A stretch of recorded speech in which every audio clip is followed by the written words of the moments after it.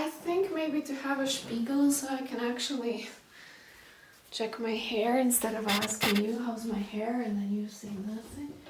I think that would be a good idea. I have a spiegel here. So I spiegel. Yeah. That's me done. Almost good. Not really. Now I can see my hair. So I don't have to ask you anything. Welcome to my multidimensional living room. I think the last video that I posted is anti-tarot reading. So to make a balance with it, I'm not going to call it an anti-tarot reading, but to make a balance with it, I'm going to use the tarot cards in this one. And again, I have a mess here, which I prepared as a symbolic, energetic mess that we may find ourselves in. And we're gonna take some threads out to find clarity, whatever it is that shows up in this space. Okay. I'm gonna pick this card. It's for the beginning. Knight of Cups. There are no reversals when there is a mess, because mess is already enough. Okay. I need a context. Boom. I need a context. The Fates. The word divergence comes to my mind. Alright. And there's a full moon and there's a new moon, one next to one another. It tells me that there are two trajectories that are in question, and it isn't fully clear which one is the fated one. What is it that you're actually supposed to be doing? What is it that, which trajectory that you are focusing towards is the one that makes you spark from the inside? And which one is the one that you need to let go of? Because here's the backstory. You went deep into the ocean, and no matter how deep you went, you learned how to swim, you adopted, you got skills and you got tools, but there is something within you that remained uncorrosed by the salt of the water. There is something that you still have as a gift, and you do want to give it to the world. You do have the full energy of, I'm just gonna give it, I'm just gonna go. And it seems like it does carry some sort of a sense of purpose with it, and sense of self-actualization, and the sense of, that's what I gotta do. But the thing is that there are two of them, where your life energy, your gift, is spreading into two different potentials. One is one, and another one is another one. Where one is maybe, okay, I see the balance point is, okay, the balance point, 2 cards of this deck and 1 card of this deck. One part is where you ideally want to go, but it's full of obstacles, or it doesn't seem to be as easy. It's not like already traveled path by somebody else. It's something that you need to carve by yourself. And the other one is what you would do if you don't choose this one, which is something that is easier for you. It's more fulfilling, it's more digestible by others maybe. It's more promising, it's more safe, stable, secure. It's more settling down.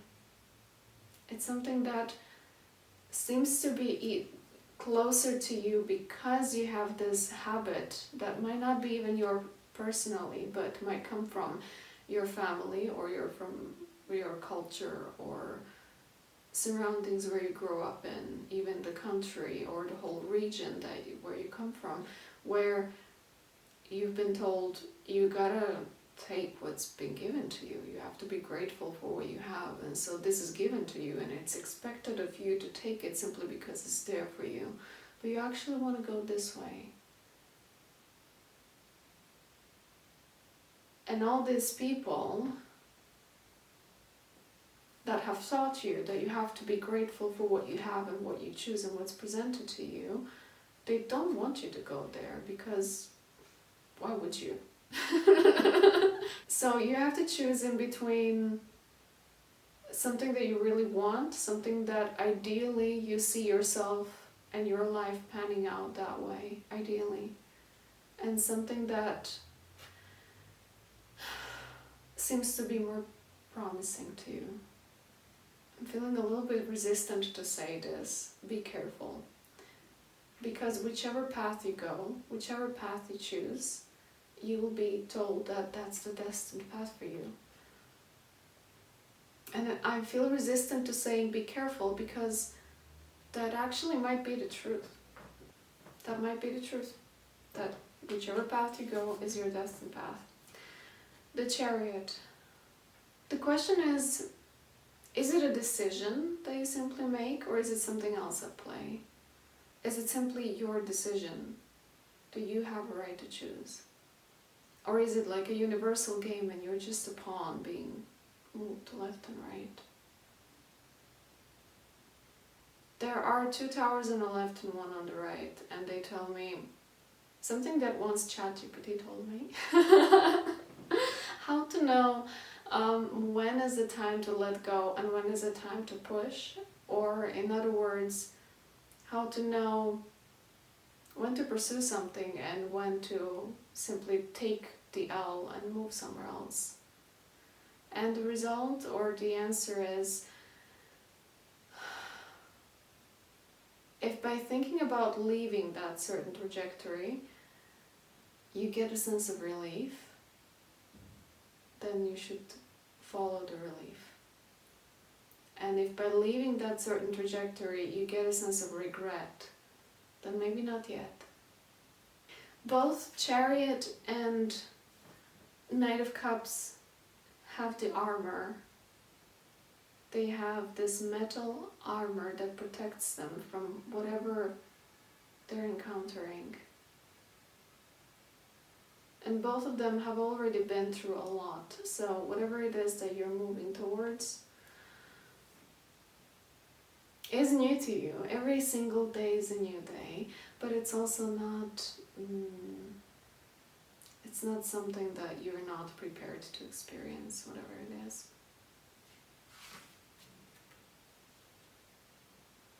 Loyal Heart.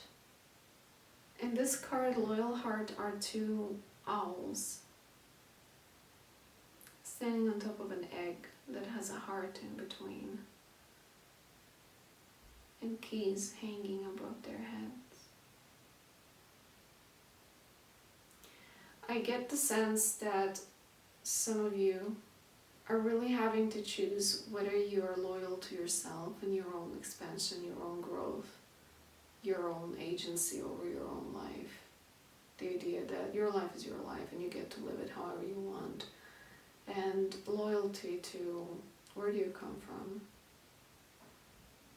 Your family, people that love you for the version of yourself that is not the transformed one, but the one that is familiar to them. It's also a choice of belonging and caring. Choice between loving self or loving others. Where ultimately also, if you choose loving self, that's also love for others, because even in the most selfish of ways of loving self, you're still modeling self-love, and that might come as love for others who lack that ability for themselves. So there is no wrong way. In other words, wherever you go, it's a destiny. Wherever you go is a right. Like, life is not gonna stop because you made a wrong choice. You know what I'm saying?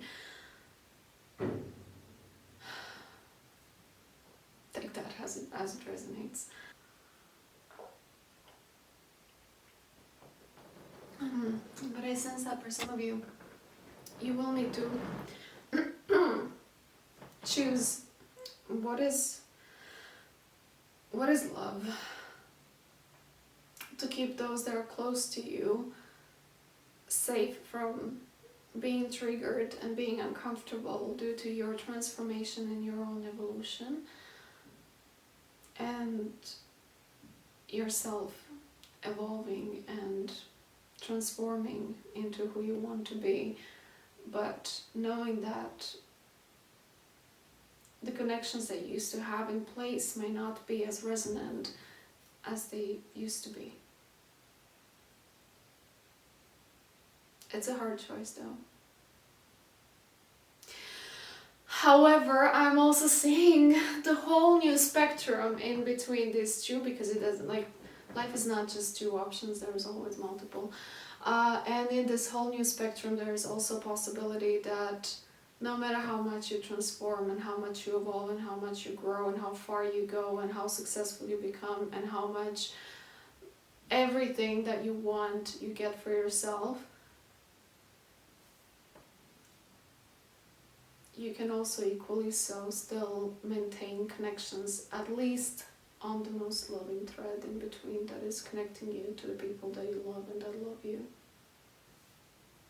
Okay, my voice is changing.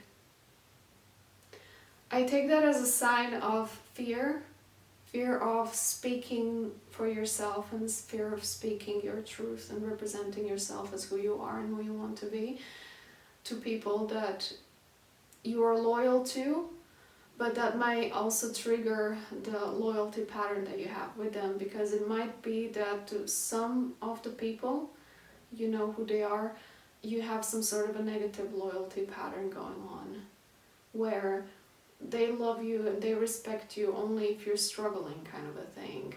So there is a sense of compassion that you get from them and acknowledgement and compassion you get from them only if you share the same misery as them.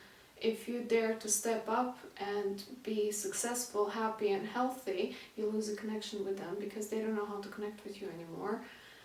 And yeah, it feels wrong to end the sentence with they don't know how to connect with you anymore, because it's on you as a little bit. Connection is not just one party, there are two people or two particles connecting. But when one changes, the other one might feel abandoned. And you might not want to make them feel abandoned. So what do? Do you minimize yourself into the previous state, which might be difficult? It's like putting a toothpaste back into the tube once you squeeze it out. Or do you choose to expand and invite them to love you anyway? Which is kind of like opening a new circuit of possibility of love. Yeah. It's like as you move and as you grow and as you evolve, you are opening new circuits of love, where love can go and flow. So your growth is not just yours. It also inevitably expands the network of being of other people that are connected to you, whether they like it or not. Oh my god, yeah. Ace of Wands. It tells me that, yeah, it's kind of, I get the sense of it's hard to go back. It is hard to go back. So you might as well take that as an opportunity to not just lift yourself up, but lift those around you up as well. I'm literally seeing a castle, and I'm literally seeing a vacation in a castle, where you might be taking those that you have in mind with you. Even if just energetically in terms of expansion. Where your expansion might expand them to the point where they realize layers of life that were unavailable to them up until now. It's like you're introducing them to a completely new frequency charge.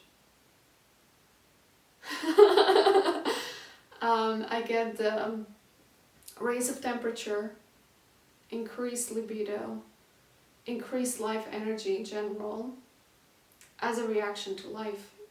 Not anything specific. It doesn't have to be like an encounter of something. It's just such shift in energy that is being felt on multiple levels. What's my hair? I'm also getting that some people might be experiencing for the first time, either you or people that are around you, for the first time, some sort of like surprise, but like a big surprise, like a soul surprise, where you might encounter something which might be, for example, your own growth and transformation that might trigger other people, not negatively but positively, into expansion and into raising of the energy, that might come as soul surprise of, wow, this is possible in life. Life is possible as such.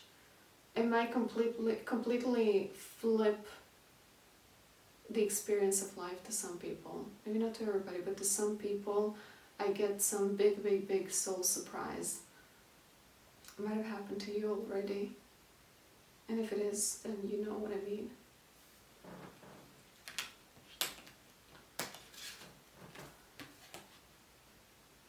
Buy the book.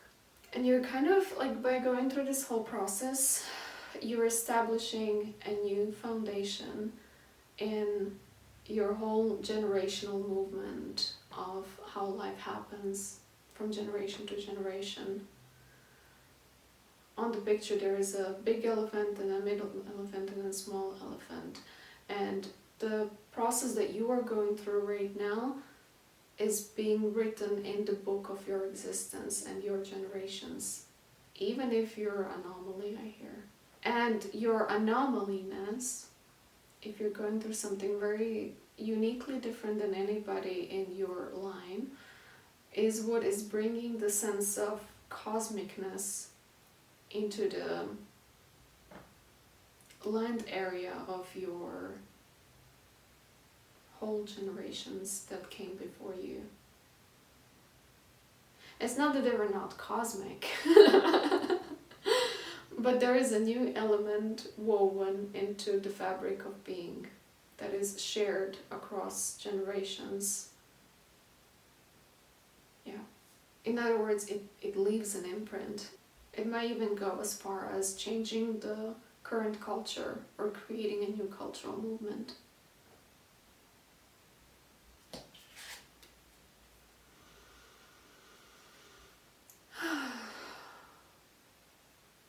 I think this reading would be incomplete without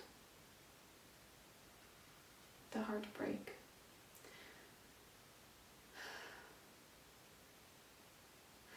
It's a grief of leaving the old and breaking up with something that was given to you by default. You were born into this, you inherited it. For a time being, you've mistaken it as a part of yourself until you realize that no, that was just one of the building blocks of who you are, and you have a choice to dismantle it, turn it around, combine it with another block and put it here. And that in and of itself might be unusual in everybody that came before you and that is around you. And that might cause some grief and sadness and disappointment and heartbreak. But that heartbreak also doesn't come from that in and of itself, but also that one block that you move from here has been serving as a block of resonance with another person and another person and another person and another person. And if you move it here, then this resonance is being disturbed. And it causes a heartache.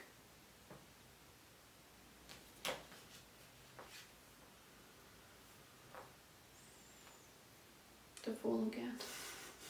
But you were like, it's okay, I don't care. Let's just keep moving. Let's just go into the future. Yeah. Really? Yeah, I get a sense of, yeah, let's just not be sad too much. Yeah, and let's not be sad too much. Absolutely.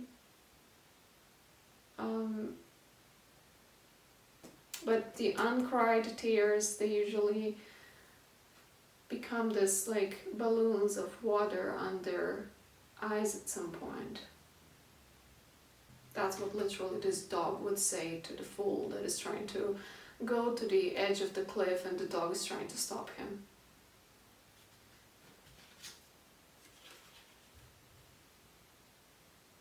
Nine of Wands. Nine of Wands tells me that you're not so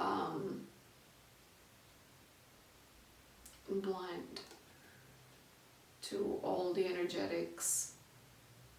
You're not so careless after all. You do have this nice, easy breezy, let's move into the future energy. But there's also a lot of work behind it. So congratulations. I don't feel like I have to call you out on anything, really. Even this Three of Swords, it's already like, you're like, yeah, I know about it. I know. I got it. I got it covered.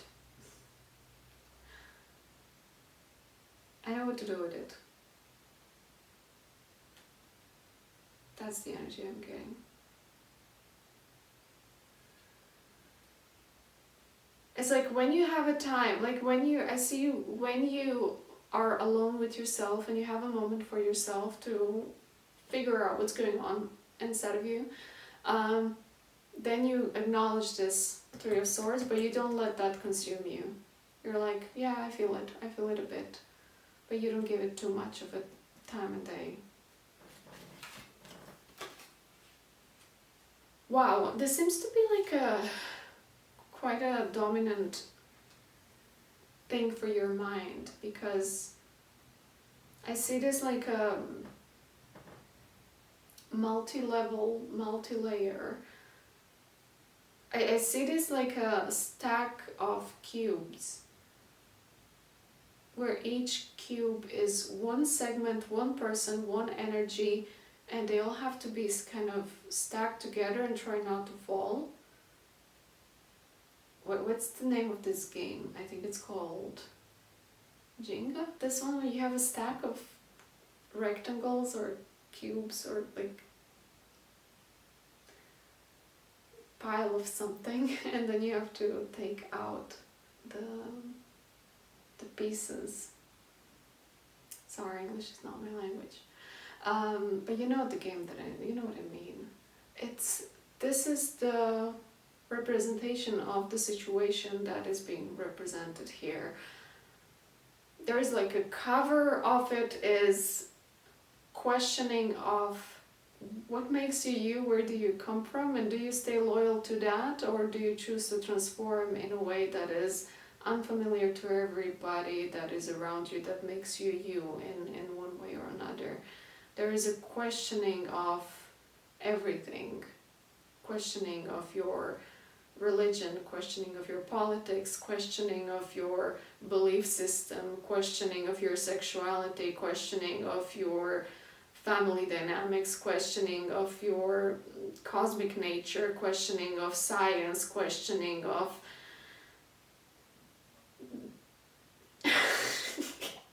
everything is in question here.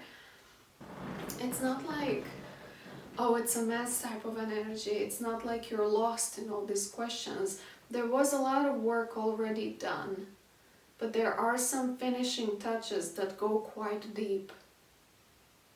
Yeah, there are some finishing touches that go quite deep, and therefore have a potential to make some major changes.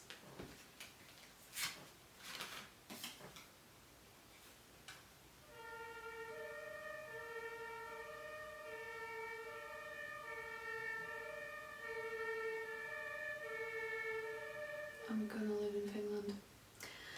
major changes, such as first and foremost deciding for yourself who you are. Being very clear first and foremost to yourself. Choosing directions. Speaking it to yourself. Making it very, very clearly, very clear to yourself. What is it that you already have in place? What is it that you don't have in place but intend to put it in place? What is it that you need? What is it that you want? What is it that you're ready to talk about? What is it that you're not ready to talk about? Okay. I also get a solitary energy in nature. There are mountains here, and I feel like explaining this is a little bit of... when I go to places that are not this big city that I live in, when I'm somewhere like near the ocean or in a forest, like a wild forest, not a man-made city forest, but like a real wild forest. When I'm somewhere in nature that has power that is greater than my personal power, like standing on a cliff in Ireland, for example. In such places, it seems to be easier to speak to the thin air around you. And that's the energy that I get here. Going into the mountain, going into the wild, solitary piece of nature where there is no other humans around you, no cameras, no drones, no surveillance of any type. Where you know that you are alone with nature and with the thin air and with calling by your name.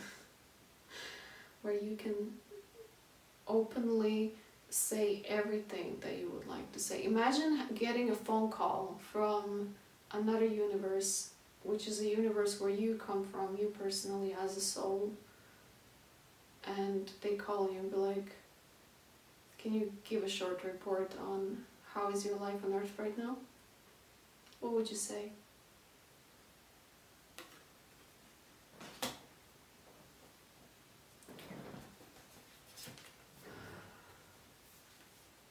Because that's having this conversation with yourself, with your God, with your universe, with the piece of nature, in the environment where your phone is not listening to you, your computer is not listening to you, nobody's watching you, you're not distracted by ambulance sirens. It's just you and nature, you and the thin air, you and your God, one-on-one. Just the act of expressing yourself. So I've literally seen, like as I did this, I've literally seen as if there was like a crystal or a diamond like coming out of my heart into the thin air. And that's what brings you happiness, just the act of opening yourself up and expressing what is it that you want. All this that I mentioned earlier that came with Ace of Swords. Everything that you need to make clear for yourself. Speaking it out might be very cathartic. It might bring a catharsis. Or it might bring a Ten of Cups. You know, this feeling of, I have it all. Happy, fulfilled, loved, nurtured, taken care of, ecstatic, blissful, thankful, grateful, childish, playful, hopeful, inspired. Do we need to go deeper into this? I think in tarot there's also this thing that we artists also have, and that is that you need to know when to stop. Because I think I could keep going until all the cards are turned, but this seems like I don't want to ruin this energy. I want to leave it on this. This and this. So, Ace of Swords, talking to the thin air and being happy about it. I'm gonna leave it to that. after I see this card.